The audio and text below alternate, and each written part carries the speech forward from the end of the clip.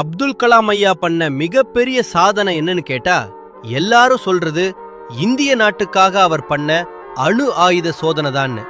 ஆனா இதே கேள்வியை அப்துல் கலாம் ஐயா கிட்ட கேட்டப்போ அதுக்கு அவர் என்ன சொன்னார் தெரியுமா?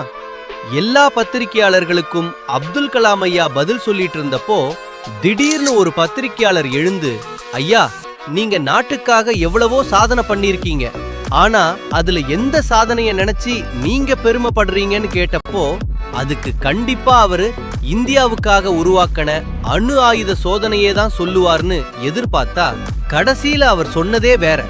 நான் ஒரு பள்ளிக்கூடத்துக்கு சிறப்பு விருந்தினரா போயிருந்தப்போ அங்க தேசிய கீத பாடலுக்கு எல்லா மாணவர்களும் எழுந்து நின்னாங்க. ஆனா கடைசியில இருந்த போலியோவால் பாதிக்கப்பட்ட மாணவர்களால் மட்டும் எழ முடியல. காரணம், அவங்க பொருத்தி இருந்த செயற்கை காலோட எடை 4 கிலோ.